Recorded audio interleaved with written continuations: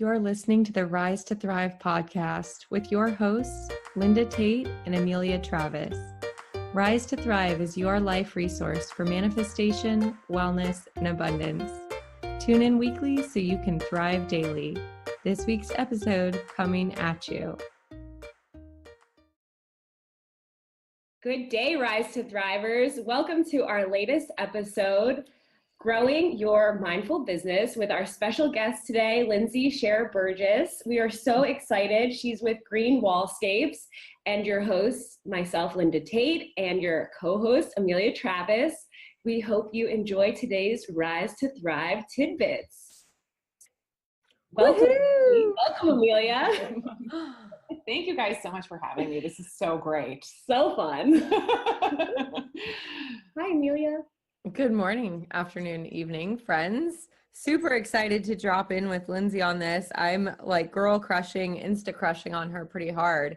Lindsay has a business called Green Wallscapes, which makes the most incredible custom artwork out of plants and preserved moss. So she does some live and then some preserved. And they're like incredible, you guys. I mean, I just saw a seahorse made of blue moss and I was like, this is everything I never knew I needed. You absolutely need that. My most hardcore, I'm like a secret XPT, like junkie. I love XPT and Gabby and Laird, and I'm obsessed with them. And when you posted that you did theirs, I was like, oh, how can I work for you? Like, I just want to meet them so bad. It's like, you're friends with them. I'm like, in my mind, you hang out all the time. Yeah, I mean, look at me. I obviously hang out with them all the time. Will you tell us a bit about how you got started with Green Wallscapes and how you got to today? Yeah, of course. So I think like our business started the way that most businesses start, which is we looked at something on Pinterest that we liked, and then we tried to buy it and we felt like it was too expensive. And then me and my husband made one.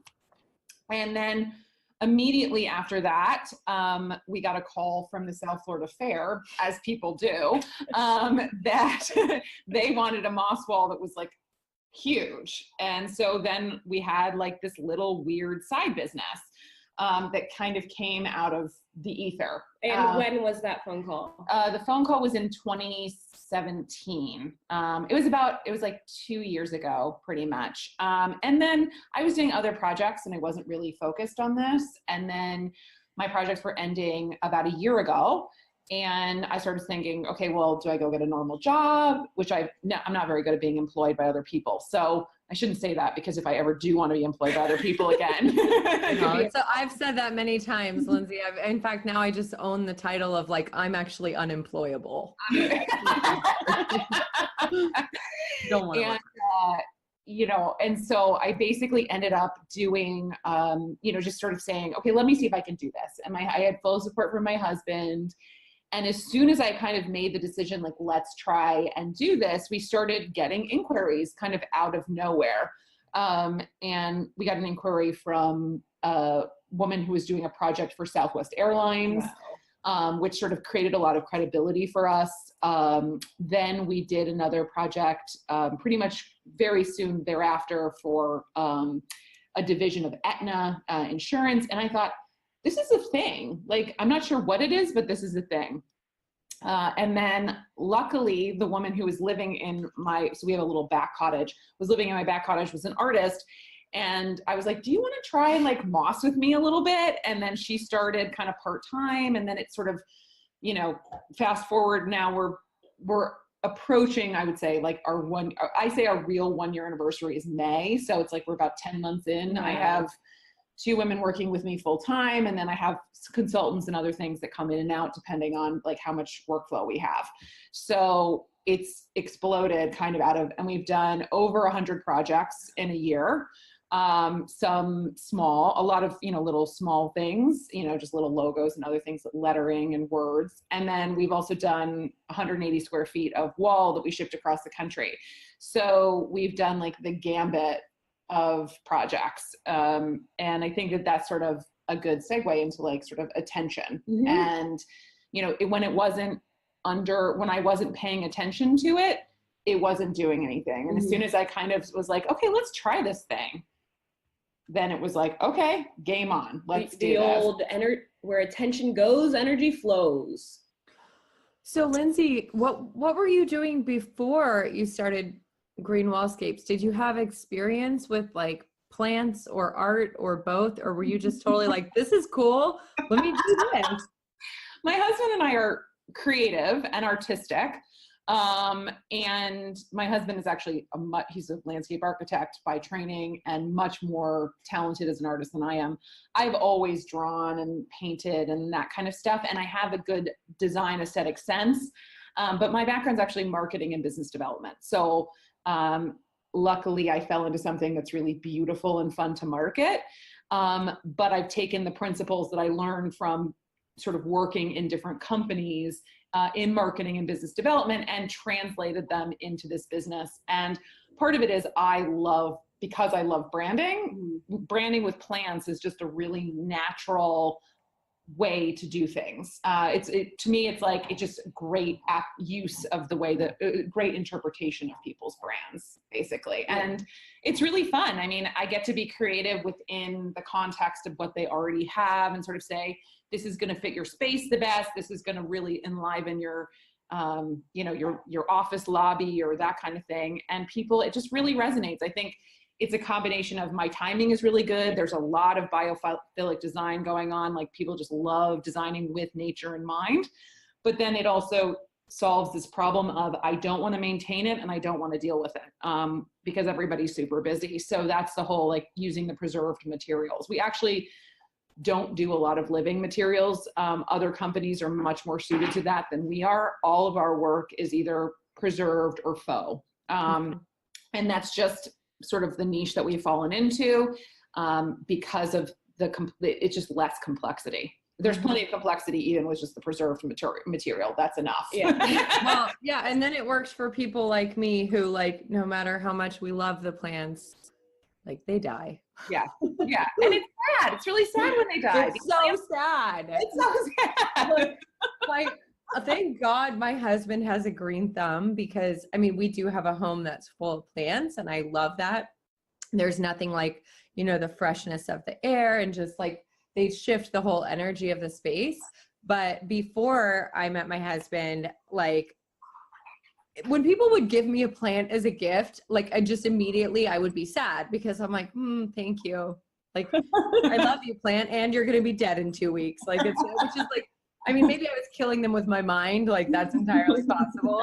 How can I reach this as soon as possible right now? Yeah, I was like, I could never master the art of just a little bit of water on a regular schedule, like sunlight. It should be the easiest thing, but not for me. So green wallscapes are perfect for me because like it looks green, it's beautiful, I can appreciate it, and I never have to water it, make sure it gets sunlight or do anything. Exactly. Sure. And it also lends itself to like some really wild combinations that you just couldn't do. I mean, we've done Osha orange, we've dyed it in every color you can imagine. We've done really intricate patterns that you just can't do with living plants just because they don't lend themselves to that. With this material, you get to kind of like the sky's the limit in terms of like how creative you can get. And that's really fun about it. Do you have a favorite project or type of project? Well, the bigger, the better. Yeah. That's no, that's not true. I would say that, one of the projects that I think really shifted our business was we had 2 women. There's a condo association that's a condo building right across the street from our office. And 2 women walked in and said, Lindsay, we don't want a moss wall. We want a succulent wall. And I said, well, we don't do that. And then I said, oh, actually, you know what? We do that. So, I went and bought all these like super expensive faux succulents because the challenge with succulents is that if you don't spend a lot of money on them, they look really bad. And so it was like, but then that opened up so many new doors for us because as soon as people saw the combination of the moss and the succulents, their brains exploded. And it really shifted our business because now, 1, we can charge a lot more because it's such a unique application.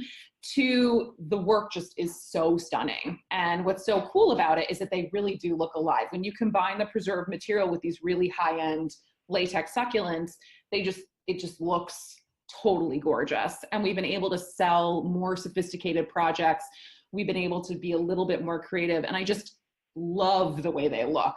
They're so stunning. So that's been a really fun thing. That was like one thing led to another, where it was like, I had to sort of say, you know, it's like you were talking about not being ready. I was like, okay, we're going to figure this out. You know, we're going to make this happen. And we're just consistently getting better and better and better at that. So yeah, I mean, but we're constantly learning. Like, we mess up constantly because we don't buy enough of something, or we can't get certain things because it's natural material. I mean, there's all sorts of stuff that we're learning in the first year of this business. Because you're dealing with a natural material, it also has cycles. I thought like you could just get it whenever you wanted. That's totally not the case. And so there's just some interesting learning curves that we're still going through, and I can't wait for the next adventure with that. One thing I've noticed you're passionate about is incorporating your spirituality and mindfulness into business and your leadership style. Has that always been a passion? Is that from different jobs that you were like, this is missing? How did that become a big part of you? So I'm really blessed. I'm very close with an uncle of mine who is a teacher of Transcendental Meditation. And I learned TM about 20 years ago and have been consistently doing TM, and then did some advanced programs in the last year and a half. And so it was very much like, you know, you work a lot on your spiritual stuff, which I did for like a year and a half. And then now it was like, okay, I want to see what I can do with like all this new kind of expanded consciousness and awareness and mission and purpose, and translate that into material things and see what happens, you know, playing with intention, playing with ideas. You know, a lot of times what I say is we have to be really careful what we wish for, because when we get it, sometimes we wish for these huge things and then we get them and we're like, oh my gosh, how are we going to get this done? You know, and also like, how do you deal with when it's not happening, right? Like, I'm supposed to be this awesome spiritual person that like does these meditations, and then like the work shows up, and then there's a couple times like where the work isn't showing up. Right. Like the lull. How do you stay in it with the lulls? Oh, the lulls are the worst. The lulls are the tests. I mean, that's one of the hardest tests, is like keeping the faith and the intention when there's that sort of winter. Right. And part of it is figuring out what you're good at. So now I'm expanding my team. I have these amazing artists that are working with me. And so I sort of have the creative vision, and I have the ability to sell, those are two things that, you know, as an artist, you need to be able to do. And there's so many resources out there for helping you if you have challenges with that. That's not a challenge of mine. But I also understand aesthetically how I want things to look. So if I don't necessarily need to be doing the work to be able to know like what I want it to do and all the project management to get there. Because when you're doing these large walls, like right now we're doing about 150 square feet of like just green moss for a wall. You have to understand like how long is it going to take to get from here to there. So you have to be good at project management. You have to be good at sales. You have to be good at all the business things. And so that being said, I think that, you know, you can get very distracted if you have to then go back in the studio and actually put the moss on the boards. And what I found was when I was doing this so I did a project for Kips Bay Decorator Show House, which is a big show house here. Yay! And in West Palm Beach, that raises money for Kips Bay Boys and Girls Club in New York City, and then also the Boys and Girls Club here. And we did a big staircase, and I ended up having to do a lot of the work. And what ended up happening was my energy and focus got shifted away from from business development, from administration, into doing the actual physical work. And there was a direct correlation between how much time I spent doing that and how quickly the business kind of fell out. And as soon as I reverted my attention back over to business development, marketing, and focused on that again, then it was an amazing shift. I also had to make some changes with my team and some other things just to make and then energetically, it's flowing back in alignment. And that's the balance. I mean, it is really hard to figure that out, especially if you're in a startup like we are, where, you know, some weeks you have to jump in. There like physically isn't another person to do it. So you have to work late, you have to do other things to make it happen. You know, sometimes you just have to make it happen. But you will suffer consequences if you take your attention off the stuff that you're really good at. So it's like focusing on what you love the most and what you're really good at, and letting the right people fall into place for the other areas. Yeah. And that's part of it, is like also finding like the right team. You know, you gotta, and you don't want to put the wrong, like you can't fit square pegs in round holes, and different people can come at different times in your business. And that's something that I'm learning now, is like, you need different skill sets at different times. When you're starting, you need one kind of person. When you're sort of in the middle, you need another kind of person. When you're down the road, you're going to need another kind of person. And that's just kind of how, and some people get to come with you and some people don't. It's just the nature of how, as businesses evolve and as you evolve as a business owner, how that you have to sort of constantly be reevaluating, is this going to work? And like the attachment to what you think should versus where it is, you know, currently today versus where it's going. Correct. And then like also trusting, like being like, okay, we can do this or we can't do this. I mean, there's times where you're just like, oh my God, can we do this? It's going to be chaos. So anyway, yeah. So that's sort of, you know, there's a lot of like, you know, do I control this? Do I not control this? Do I trust? Do I not trust? And constantly trying to figure out that balance. And that is a really, really, that's sort of the game that we're playing. That's so pragmatic versus spiritual. Where do you fall? If you had to do like the sliding scale. If you had talked to me like probably a year ago, I would have definitely been much more on the spiritual side of things. Like, wow, look at this. And this business has sort of dragged me back down to earth in a lot of ways. And I don't think that they're just different iterations of the same thing. So whatever's happening on the inside manifests on the outside. And if you don't guide it and you have sort of expanded consciousness and expanded awareness, then basically over time, the dog is right here. This is so cute. Sorry. Lily's here with us today, ladies and gentlemen. She got very excited about this consciousness stuff. Yeah. But I think it's like, as you're sort of like figuring out how to put your consciousness into material things, there is this kind of weird play of, coming back down to earth a little bit. And that's kind of the integration of this consciousness, right? So you're getting this expanded awareness, and then you come back down, and then you've got to like deal with shipping and receiving and dogs licking you and all sorts of exciting other stuff that happens during the process. So, yeah, I would say that this has definitely brought me down to earth. So I'd say right now I'm more on the pragmatic scale of things. So Lindsay, I want to ask you about your meditation practice, because I know that a lot of our listeners are active meditators or meditation curious. And one of the things that I've encountered frequently is, the sentence, I'm not a good meditator, or I'm the worst meditator, or I hate meditation, I can't meditate, whatever. And yet there's also this trend right now in conscious business, and I'm in the coaching industry and yoga industry, so obviously there's a lot of focus on meditation. But for people who feel like they should be meditating, and like meditating is something that's going to help their business, but they're just totally like, don't know where to start. They feel like they can't quiet their mind. They sit and it feels like a waste of time and it's frustrating.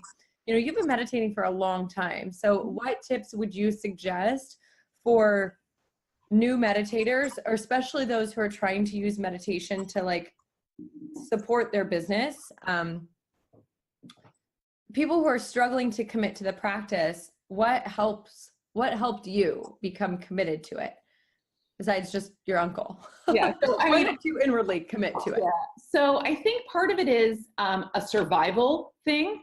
When you're an entrepreneur, I meditate I used to meditate 20 minutes twice a day, once in the morning and once in the end of the day. And what that did is it created a structure for my business, because if you are an entrepreneur, you are working 24/7. And one of the things that the meditation does is it allows for a little bit of space, so that if there is a problem or a challenge in your business, you have a little bit of inward time to kind of process that. Some people meditate once a day just in the morning because that's all they can get in. Some people meditate just at the end of the day because that's all they can get in.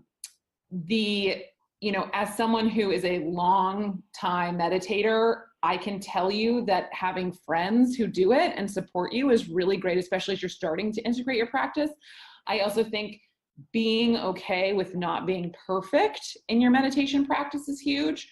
If you miss a meditation, nobody's going to die. Just pick it up the next day and do it again. 1 out of 85,000 meditations. Right. Ish. The other thing is I always equate, so meditation is like this big word, right? So a lot of people think they close the eyes and they're just supposed to like quiet the mind and that's it. Mm-hmm. There are just like exercise, there's yoga, CrossFit, Pilates, blah, blah, blah. There are different meditations that work for different people. You can even, and the TM people their brains are going to explode if I say this, but having practiced a lot of different things, you may find that TM is the right meditation for you. And the one thing that they say is like, if you commit to a meditation, do it. If you're in the mindfulness thing, just do the mindfulness. If you're in the Vipassana people, each one of them though, there's a lot of research on what the different ones do in terms of brain waves they create and those kinds of things. The reason I like the TM is just one, because I grew up in a family that does TM. So I, having tried a lot of other stuff, I, have always just come back to this. There's also, it's just, you get really good results with it and you get them very, very quickly. It creates a lot of A1 waves, which are basically like bliss waves. So you feel really, really good afterwards. And Jerry Seinfeld said it best. He's like, basically it's like plugging yourself in for 20 minutes and then you go on with the rest of your day. We know what's going on our cell phone batteries better than we know what's going on in our own physiologies at this point. We're just pushed ourselves with, pushed our cortisol levels, pushed all these different things, pushed ourselves to the max. And this is a way to kind of plug in twice a day and do it. But I think that the big thing is trying stuff. Mm-hmm. And then once you find one that works, stick with it. If it's Headspace, if it's TM, if it's Vipassana, if it's whatever, just commit to it for a while and then see. The other thing that they do within the TM organizations, they do a lot of retreats and things like that. I think retreats are a great way to kind of get you, whether it's a TM retreat or it's some other kind of retreat, where it really helps create a solid practice in a sort of a outside of your life. Mm-hmm. So then you can really integrate it in the rest of your life because you know how good it feels.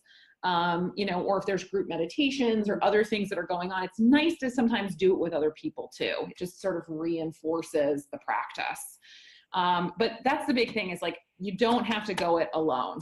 And in your question, Amelia, when you said to get, can this help you with your business? It's was that ever your intention? And I wonder sometimes it's easy to be oh, if I start doing this practice and this, I'm going to be better at life. Or can it be the intention of to just be and to feel better, as you, and then you start seeing all these expressions throughout your life, but less about it being result driven, more about it being you driven. So I look at it a little bit of a different way. I look at it as everything is us and we are everything. Okay. So the idea is that whatever I have going on internally is going to manifest externally.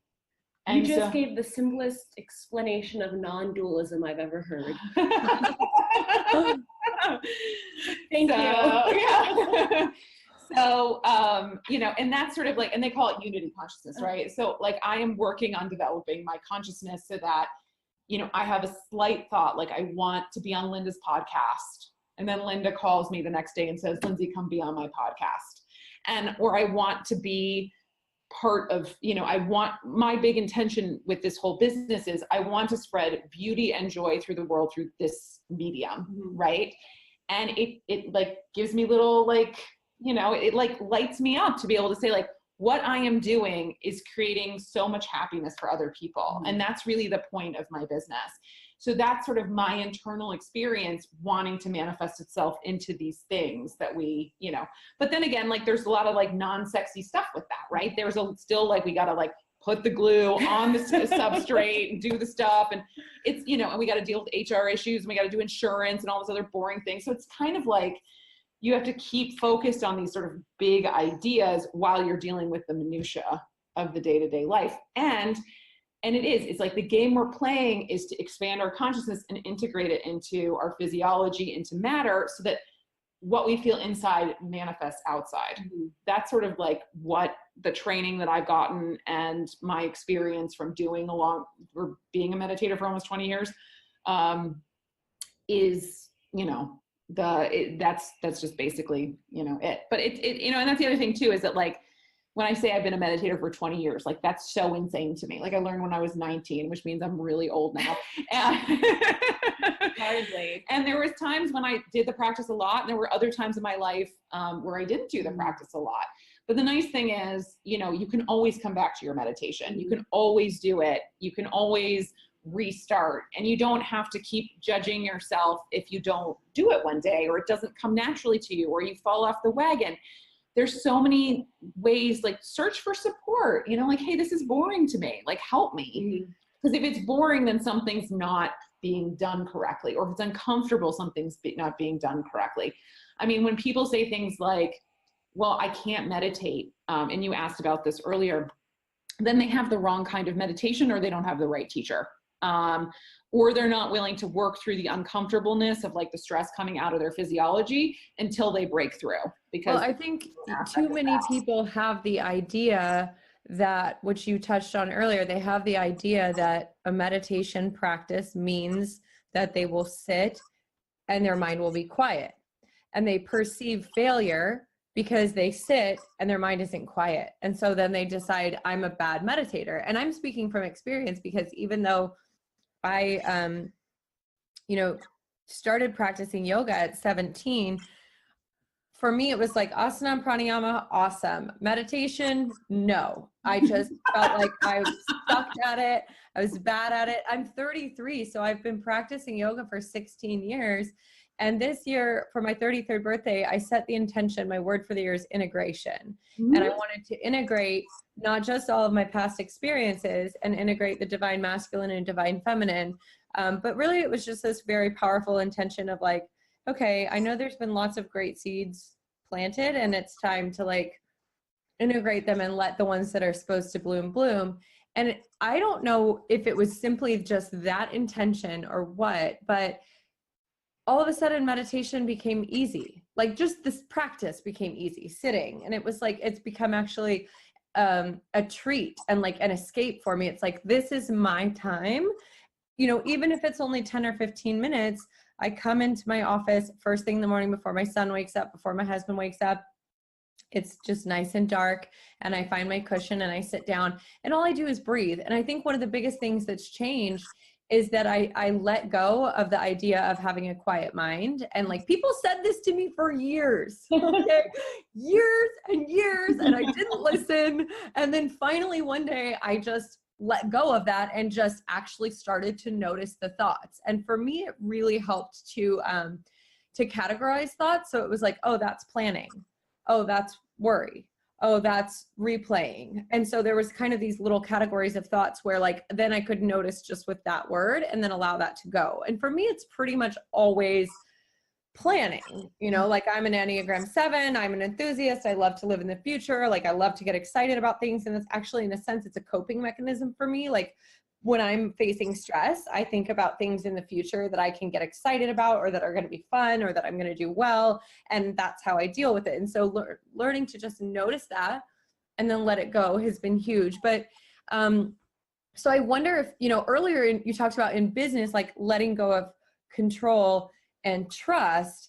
And I would say like those are also essential elements of meditation. I think a lot of people think meditation is control, because it's this concentration that then leads to, hopefully a unified state of flow, but they feel like I have to control my thoughts in order to get there, where it's like, well, maybe it's actually an experience of surrender, or of like letting go of control, or just trusting yourself and your innate workings, including your mind, that they're not flawed or wrong or bad, or you're not a failure because your brain is working. It's doing what it's supposed to do up there. So I wonder, like for you, in your experience, Lindsay, like how has, and I don't know what the Transcendental Meditation actual practice is like. So it's similar to VM from Shivananda. Okay. Okay. So, It's a mantra-based meditation, basically. okay. All right, cool. So yeah. for you, do you find that like there is an element of, do you find more control or more surrender in meditation, or is that even a question that you can answer? So TM is unique in the sense that they really want you to go with the natural tendency of the mind. So if you have a thought in meditation, you have a thought to meditation, then you just go back to the mantra. Their whole thing is just go back to the mantra, go back to the mantra, go back to the mantra. And it's really, so, and then there's no judgment there. There's no like categorizing, there's no judgment. So what you're talking about is more of a contemplation meditation. So there's contemplation, there's concentration, and then there is sort of a Vedic meditation, or, these TM, and there's a couple other ones, where you get given a mantra and you try and focus on this mantra, and then you basically drop out of the body, and you have this sort of experience of expanded awareness. And over time, it sort of leaves these sort of imprints in your brain, and then you're able to drop in much easier over a long period of time. But people, even from the very beginning, have a very quick, they do the mantra, they and then you also have situations where what they call unstressing in the TM organization, as you're having these experiences of, thoughts, because thoughts are natural, then, what they say is like if you look at the mind, it's like and I'm not a TM teacher, but basically it's like waves on an ocean. So you're having all these thoughts. These are all surface thoughts. You're functioning up here. As you do TM and you take the mantra, you basically dive down into this dog just anytime we're talking about meditation thing, this dog just loves it. You dive down, and then when you get to the bottom, there's no waves at the bottom of the ocean. And then what will happen is you'll have a thought and you'll come out of the meditation, and then you take the mantra and you dive back in. That's kind of like their big analogy in 2 seconds. And I'm probably screwing it up, but that's more or less what they say. And so what they say is that thoughts are the natural tendency of the mind. As you have the thought, you just gently go back to the mantra, and that's all they tell you to do. And the funniest thing is that I've heard is people learn TM a lot of times, or they learn any kind of meditation, they think, oh my God, I'm doing it wrong. And then it's just no, that's the natural tendency of the mind. It's stress coming out of the physiology. And stress actually, it's interesting because they actually, too much happiness and too much sadness are actually both stress. Mm-hmm. And, so you can, this sort of need to be so happy is also another kind of stress on the physiology. They want you to kind of maintain a more neutral I'm stance. So much less happier since I've been meditating. That's so not true. That is so not true. Linda's like a bliss ball.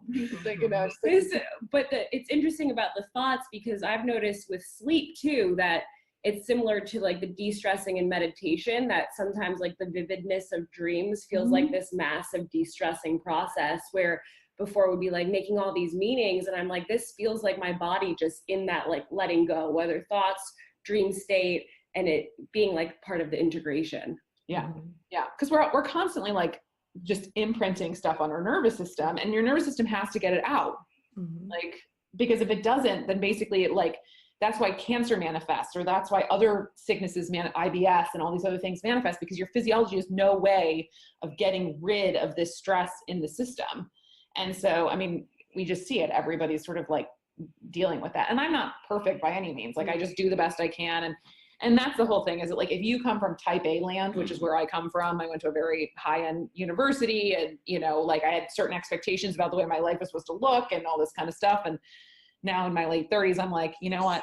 Fuck it. Excuse me. But I'm here to have fun and enjoy myself and make some beautiful things. And as soon as I made that decision, then it became so much more interesting and also so much more fun, than sort of sticking with the sort of standard model. I have friends who I would say, quote unquote, have a lot more stuff than we have, or a lot further along, but are they happier? Are they getting to sort of manifest things in the way that they want to manifest things? Absolutely not. Mm. And so I think that's also the choice. When you choose to be an entrepreneur, I like to say it's selective masochism a little bit. You just decided that you wanted to take on something completely blindly and hope that it works out, and hope that there's going to be customers, and hope that things are going to happen, and ultimate manifestation test. Yeah. And can I make this happen? And other people now are relying on me to eat. So now I have to make sure that we crush it, and I don't have a choice.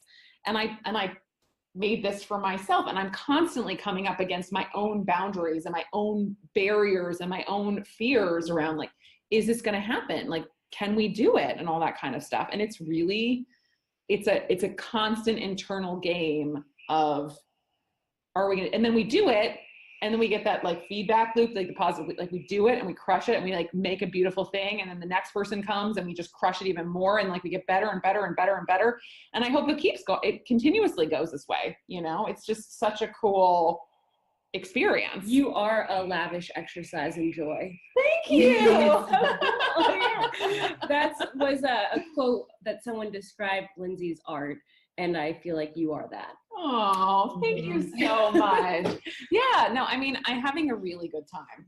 I mean, I can't believe I get paid to do this, honestly. And I can't believe that people trust us literally from all over the country to make them things. I mean, before we had any, and this has been the most interesting part of this, before we had any marketing materials, before we had any sort of like, we just sort of like promised that we would do it, and we figured it out, and then we made stuff, and then we shipped it. And then, you know, like we've done projects in 18 states in the last year, which is just so insane to me. And most of the time I never meet my clients. I just talk to them over the phone. And so there's a lot of like blind faith that people put in us to make beautiful things for them. And we've so far, knock on all the wood, like everybody's happy. And that's sort of like what I want to do. Like, that's what I want to create. And it's so fun to get to do that in a business. In 5 years, you open your eyes. No, the 5-year anniversary. So a little over 4 years. Okay. What do you see for Green Wallscapes? Oh gosh. And that's the thing that I'm sort of starting to like look up and look around, because we have been so in the weeds. And I think what I would love to do is more sort of creative collaborations with artists who maybe are in different genres, where we can do sort of more fine art applications. I'd love to do a line of lighting with crystals and other things like that. I'd love to. Really? So cool. Crystal lights. I'd like to do crystal lights. Yeah. Crystal and moss lighting. You know, and I think really like a very solid, like the big things are like that we have a solid team where, you know, I can trust them to crush it, and I don't have to be in the weeds so much. Like I can take a step back and just do the stuff that I love doing, which is the more creative aspect of it and the selling side of it, and not so much the like day-to-day operations kind of thing. I can see just like creating a lot more beauty in the world. And, you know, honestly, we've done so much so quickly that I'm not really sure what. It's hard to wrap your mind around, like, what could that even mean? What could that even mean? And that's the thing, is that like, you know, you want to be strategic, but you also don't want to limit it. You know, I'd love to do projects like if anybody's listening, I want to do projects in other countries. Like I want to do a project like in Dubai or Bali. Oh my gosh. Yes. Let's do a project in Bali. You know, like I would just, you know, whatever, so that, you know, getting to do like really cool things and meet really interesting people and just continue sort of the expansion process. I mean, it's already started going so quickly outside of my control. I don't want to sort of limit it, but I do just want to continue to like spread beauty and joy and happiness through this material, because honestly, like I look at it and I just love it so much. And it's so crazy. It's like, I just love plant material so much. But, you know, it's one of those things, like the work is beautiful and then we send it to people and they feel like it's beautiful. And then everybody's just like in a good mood and elevated. Yeah. And it's like consistent and continuous elevation. That's all I'm trying to underestimate the power of aesthetic beauty for elevation. Yeah. Well, that actually is, when you said crystal lighting, it kind of made me think, and Linda, we've talked about this a little bit in the past, but like how your environment affects your mental health, but also like how your environment affects your business. And so a lot of your clients, I think, from what you've told us so far, I mean, you did a project with Aetna and with Southwest, like you're working with business owners, and probably you're working with homeowners or just people who want it. Not so much. We do mostly business. Yeah. Other business it means there's a pattern there where like they've decided that aesthetic in their environment has, you know, a positive effect on their business. And for you, you're talking about spreading beauty and spreading joy. I wonder if like, whether it's in your home or in your office, and for our listeners, what are just a couple things that they could do, maybe without even investing a whole lot of money, to just shift their environment so that it's more conducive to building their business or to experiencing more joy? Like, I mean, you said crystal lighting, and I'm like looking around at my altar and all my crystals, and I'm like, ooh, what could I make out of those, right? Like, how can I make this more beautiful? Are we gonna do a crystal lighting collaboration? I think that's so cool. But I mean, yeah, I think my question is like, if you know, if somebody asked you like, okay, Lindsay, going into my office every day is just like shitty. It's just shitty. My environment, like it's like ugly. Like, what are a couple simple things that they can do, knowing that you have this passion around design and aesthetic, to like make it, in addition to meditating? yeah. So I think, you know, from just like stuff perspective, it depends on how much stuff you want around you. I think part of it is making sure that you actually have a very clean environment. To me, that's really, really important. Whenever I feel blocked energetically in our business, I clean our studio. And I usually get the girls to help me kind of like clear out old material, so if you're feeling any kinds of blocks, clean your desk and clean your office, like ASAP. Such good advice.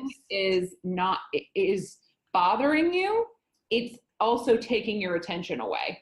So, you know, usually by Friday, it looks like a bomb of papers has exploded on my desk, you know, between proposals and other stuff that we have to do. And then, you know, designs that we're working on or whatever. And, you know, by Friday, like we always have the cleaning lady come in on Friday. She cleans out sort of the energetic stuff. And a lot of times on the weekends, I'll come in and still do like another level of kind of cleansing of the space, because I think that every Monday, at least, you want to kind of start with a you know, fresh, clean slate. That's one thing. So not letting the energy get stale through stuff. Then obviously being a biophilic designer, you know, you want to bring in either living or preserved plants that do spark joy for you. So if you buy a crappy succulent from Michael's, it will spark joy. Do not spend the extra money and buy something beautiful. I'm looking around right now. You know, Linda and I have a lot of same stuff. Like I have salt lamps in my studio. I have smell diffusers. I want stuff to smell awesome. Smelling, you know, you don't think about how things smell, but that's like such a crucial part of your business. Is like, you know, it's not expensive to get those little stick things. I forgot the stick diffusers or whatever, or the blowy ones. I mean, I love all the technical names. Let me tell you, I've sold like bajillions of dollars worth of stuff throughout my career using the wrong stuff because people just think it's cute, that like you don't know. I mean, I sold some really boring things. In my previous life, I sold construction material testing, which is basically like concrete like testing. It's the most boring thing in the world. And I would meet with these engineers and I'd be like, okay, what you do is you take the cylinders and you squish them and then you make sure that they don't break in a certain, and they thought that was like so cute. And then we sold lots of projects that way. So over time, you know, and that's my technique. That's not everybody's technique, but for me, use like, cute words. Being cute helps, you know, like keeping it light and fun helps, because, you know, there's a lot of shit in the world, for lack of it. There's a lot of like uncomfortableness and a lot of like sadness and a lot of unhappiness. We did a project for a client and he said, Lindsay, this is the first time I've smiled in 3 months. Wow. And so for me, and it was like just a little something that we did that was like really cute and whatever for them. And, you know, and they're like, we can't wait to work with you again because it was such a joyful experience. So I think that that's part of it. Okay, so let's get back to what's going on in your environment. Candles are huge, plants are huge, salt lamps are great. You know, any sort of aromatherapy is amazing. And then just like keeping it super clean. I mean, those are the things, if I were to change anything, those would be like the 5 things that I would do. And then, you know, like if you have the ability to choose your space, like I think choosing an environment like, you know, our studio faces directly east. So we get the energy of the sun in the morning. And, you know, my previous you asked about like what I had done before, I actually worked on a book about Vastu architecture for 1.5 years that my uncle wrote called Enlightened Real Estate. And part of it was about, you know, like orientation of spaces. So if light makes a huge impact on people. So if you're in a dark, dingy hole, which a lot of people are just because they don't have a choice, you know, if you could do anything in your power to just get a little bit closer to light, humans are like, you know, or if you can go outside and take some fresh air, if you can't, if you work in a big corporate bathe naked, you can moon bathe naked, get in the ocean, do whatever you can, like whatever. No, the point is like, what I'm trying to say is like light makes a huge difference for people. How the light transverses the buildings makes a difference. How much like fake artificial light we've got going on, all that stuff. I mean, humans spend so much time indoors now. Part of the reason that the biophilia is such a big deal and biophilic design is taking off is because people are spending 90% of their time indoors. And because they're spending so much time indoors, then they have to bring nature in, you know, inside. Otherwise they freak out. You know, this is like very basic, like we were monkeys and then we just kept evolving and we're still monkeys on some deep level. So we see some green stuff and we just feel better. It's not any more complicated than that. Yeah, there's something called, there's a book called, I think it's called The Outdoor Cure or something like that, but also just like outdoor deficiency or nature deficiency. Have you guys heard about this? And I think it makes sense. I mean, we're, whether you look at it from a perspective of oneness, like we are part of an ecosystem, like we're part of nature, and yet our current life styles are often keeping us pretty separate from it. But you notice, like, if you ever do go out into nature or even literally go outside and take a walk, like one of the first things that we tend to do is like a big exhale. Like we're like, oh. And I was just talking to a woman who, she's a nurse, and so she works in the hospital environment, and she's having really acute anxiety, like chronic recurring anxiety every time she goes to work because of the fluorescent lights. Like she's in a fluorescent light environment for 12 hours a day.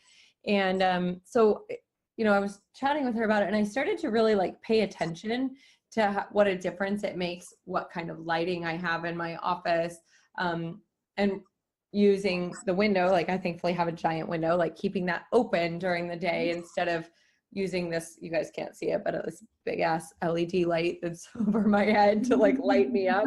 And it just totally shifts the mood. So I think those are great tips. Clean your environment. Create a sacred space is what I'm hearing through plants, salt lamps, oil diffusers, candles. Think about the sensory experience that you're cultivating kind of on all levels. And I would say, you know, for those listening, like maybe even think about bringing auditory into that. And like, could there be some music playing in the background, and what kind of music is it? And then this concept of Vastu architecture, which I had not actually heard that term, but that sounds very cool, like the orientation of spaces and how light plays into the spaces. And so thinking about that stuff, like I know for me, I was in an office that was like a no windows office. I had skylights, but I never decorated my office. I never made it sacred. I never did any of that stuff. And it not only was kind of a drain going there, but like the difference from that versus moving into this office, which is in my home, and putting all my sacred stuff in it, my business literally exploded once I had this environment. And I think they're absolutely connected. Like, and so if, you know, for those listening who like, you're like, yeah, well, my office is a shithole and I hate it. Okay, let's get you know, get something from Lindsay. Like, yeah, but I'm sure you can bring a salt lamp in, or you can bring a little plant in. Be careful with the incense. That once almost got asked to leave. Yeah, maybe not candles everywhere, right? Like I had to get the flameless ones. My husband put the damper on my candle party because I almost burned our boat down twice back when we lived on a boat. But so you can get flameless candles, you can make it work. Okay, yeah, and that's the thing, is that like you kind of have to just sort of like be mindful of what your environment is. But I also think, you know, you're talking about like your fertile soil, where like you're creating in your environment. So if you think about it, it's like, this is your soil. If your soil is bad, if your environment is bad, then your experience is going to be bad. You're not going to have the same kind of fruit. The reason your business exploded probably was a combination of environment, intention, you know, it's all these things. But if you have one of those things out of whack, then the rest of the things go out of whack. Mm-hmm. So, and that's the thing. It's like your team, your environment, your intention, your clarity, all of your meditation practice, your self, you know, your self-care stuff, what's that? I don't know what that is, but I would imagine that it's something nice. No, I do a lot of that actually.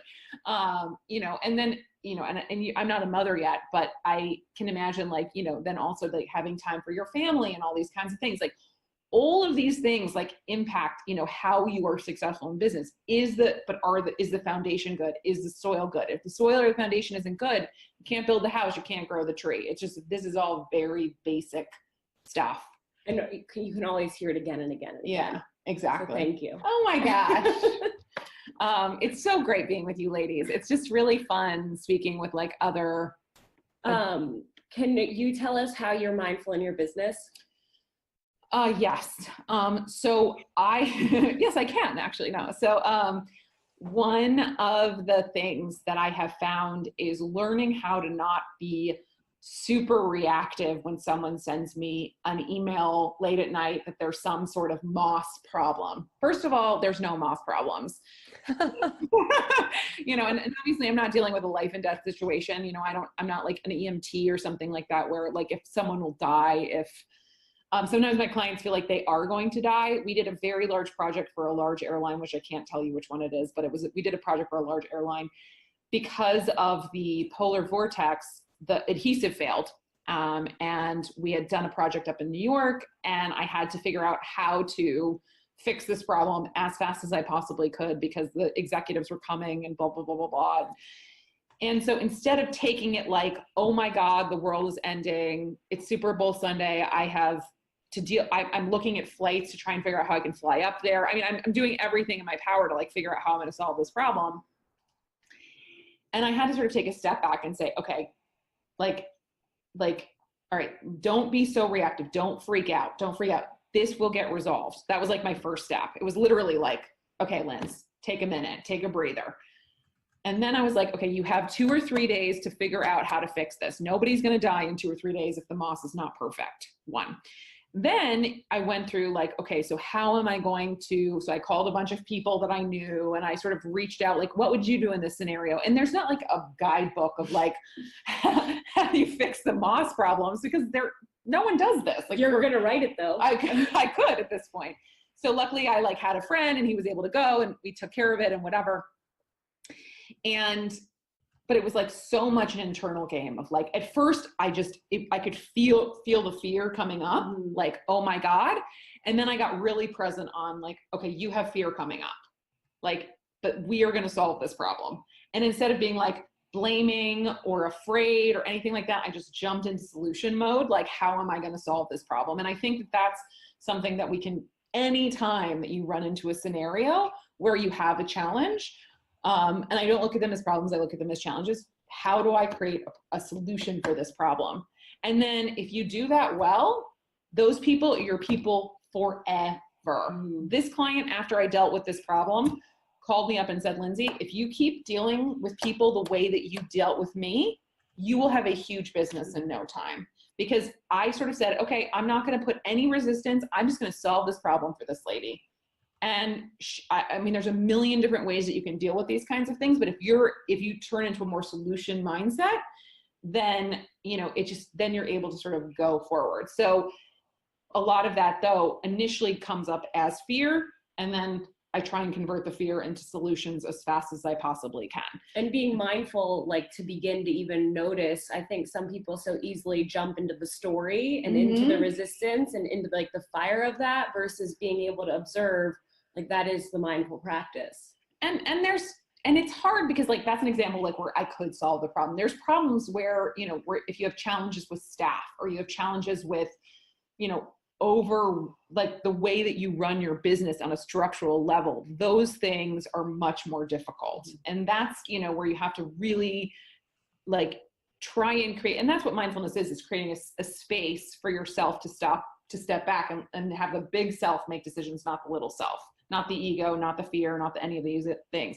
So if you're taking a step back and you're saying, I want to, you know, like my little self is saying, you know, oh my God, it's not your fault, polar vortex, blah, blah, blah, blah. And your big self is saying, no, you got to solve this problem. You got to grow up. You got to put your big girl pants on. You got to solve this problem. And I think as soon as the faster you can get from one to the other, the better and more successful you're going to be. And that's how you are mindful in your business. But it is totally normal to be reactive. It is totally normal to, you know, to have these kinds of experiences. And then it's totally normal to be like, okay, next, like, let's solve the next problem and that kind of thing. And not taking it personally. It's not, when moss falls off of boards, it is not a reflection of, it's not a reflection of who I am. It's not who I am. And again, some people have businesses that are much more personal than my business. I set my business up in a very specific way. I don't do B2C very well. I do a lot of our business to consumer very well. I don't do retail. I do much more business to business because that's just my personality. But the same principles can be applied whether you do business to business or you do business to consumer. It's just taking a step back, not being, you know, not being reactive, and then just going and becoming very solution oriented. And then you crush it, and then everyone's always happy. You heard it live from the Moss Boss. From the Moss Boss. How to crush it, yeah. So anyway. Could you share with us, we like every week to do our book club. So a book you're vibing with right now. So I am in a book club here in West Palm. It's called like the Busy Women's Book Club. You're welcome to join us, Linda, anytime. Thank you. And the book we're reading right now is The Success Principles by Jack Canfield. And it's still very early in the book, but it's blowing my mind. And what I love the most about it is that it's like, I know that these nuggets are coming that are very simple. Because one of the things that I've noticed, whether I'm selling construction services, I'm selling moss, I'm selling whatever, organic produce, I've done a million different things. It's the same underlying principles. It's the same underlying structure. And then it's like, whatever we put on top of it is like the moss or the coaching or the yoga or the like these underlying things are the same. And so what I like about this is like, I feel like it's just like these are the keys that are like that foundation of business that I'm really excited about reading more about. For, you know, like you said, laying the foundation for anybody to build their next tree or house. Right, exactly. Because the house or tree house. Or tree house. Oh my gosh, don't say that. My husband wants a tree house so badly. That's his dream. A she shed tree house edition.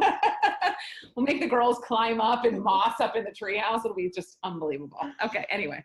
That's where I see us in 5 years. Is in a tree house situation. Girls only. So Lindsay, this has been so awesome chatting with you. I know we're going to have some listeners who are really curious about Green Wallscapes and possibly hooking themselves up with some more joy and beauty in their office or in their home. Where can clients find more information about your incredible products? So we are very active on Instagram. So it's Green Wallscapes, or you can kind of like landscapes, but instead of land, it's wall. So you can either find us online at greenwallscapes.com, or you can find us on Instagram, and we're very active there. And we'd love to connect with you, and any inquiries or any questions that you have. We have pieces that start at like, you know, $50 to $75, and we have stuff that goes for thousands and thousands of dollars. And, you know, it just depends on kind of where you are. You know, you start small and then you grow from there. So you're going to be covering your whole house. Unintended. Exactly. Wow. Yeah. Well, this is so awesome. So Green Wallscapes on Instagram, you guys go give them a follow, connect, check out the beautiful art that they are creating. And we hope this has given you guys some insight into how to grow your mindful business. Lindsay, thank you so much for your time. Thank you so much for having me. You. Yeah. And you guys, this fall, you know, if you're going to come connect with us at the Rise to Thrive Summit, which we'll be sharing tons more information with you about soon, hopefully you'll get to see up close and in person some Green Wallscapes. Green Wallscapes. I didn't know. She doesn't know yet that we're like we're making moves and plans to get some of our beautiful work for our Women's Summit. So, well, this has been so much fun. Oh my goodness, how great is that? I didn't even realize that I was coming to get some business. See, look at this. Surprise! Surprise! Well, I've already got it all planned out in my mind, so maybe at some point it needs to move out of my mind and into like communication. We already did it. It's already delivered. It's already on its way. Can I leave you with one thought before we go? Please.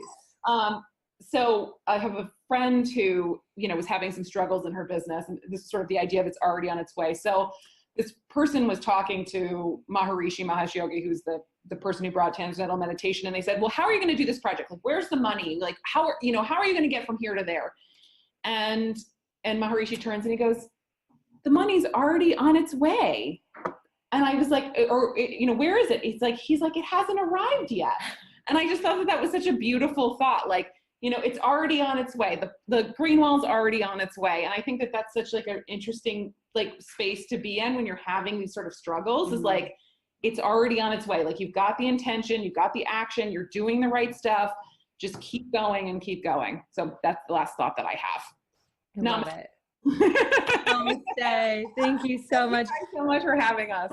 Yes, we hope this episode has blessed you guys. We love connecting with you, bringing you gems weekly so that you can thrive daily. So if you guys dug this episode, please hit subscribe, write us a review, share it with your friends. And as always, come and connect with us over on the gram at Rise to Thrive Podcast. We'll catch you guys on the flip side.